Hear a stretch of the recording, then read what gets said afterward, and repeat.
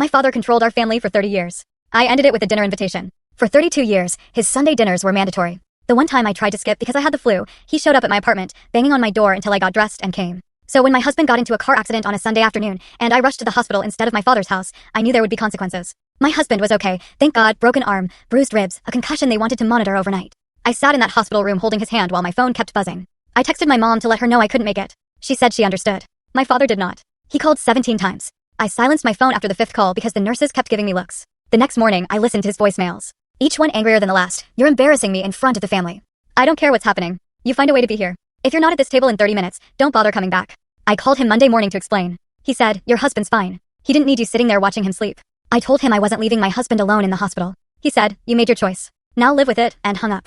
My mom called an hour later, crying. He says you're not welcome at Sunday dinner anymore. I told her that was ridiculous. She said, I know, honey, but you know how he gets. Just apologize and it'll be over. I said, I'm not apologizing for being with my husband. She said, sometimes it's easier to keep the peace. Then my brother Derek called. Dad's losing it. He's talking about you nonstop. Can you just be the bigger person for once? He'll never back down. My sister Becca texted, please apologize. He's threatening to boycott my engagement party. I can't let him ruin this too. That's when I realized the truth my whole life. My father held everyone hostage. Every family event, every holiday, every Sunday was spent managing his moods, tiptoeing around his temper, giving him whatever he wanted so he wouldn't explode. We'd spent decades bending ourselves to avoid his reactions.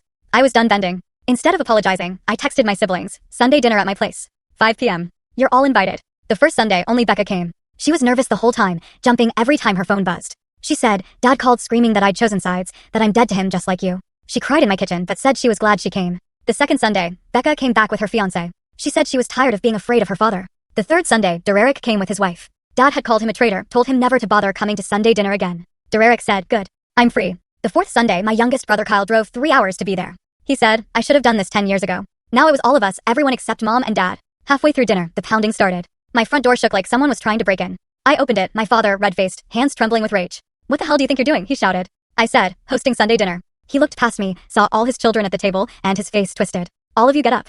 We're going home right now. Nobody moved. He pointed at Derek. You're the oldest. Get your siblings. Let's go. Derek said, no, Dad. He pointed at Kyle. I drove to every one of your baseball games for 15 years. And this is how you repay me. Kyle said, I'm not leaving. He pointed at Becca. I'm not coming to your wedding. You're dead to me. He turned to me. You did this. You poisoned them against me. I said, I invited them. They came because they wanted to. When's the last time anyone came to your table because they wanted to, not because they were terrified of what you'd do if they didn't show up? He didn't answer. I said, you spent 30 years controlling everyone with guilt and tantrums. It worked, until you told me I couldn't sit with my husband in the hospital. That was the line, Dad. Too far. He said, I'm your father. I deserve respect. I said, you deserve what you earn and you've earned an empty table. He stared at me, then his children, then me again. You'll regret this, he said. He left.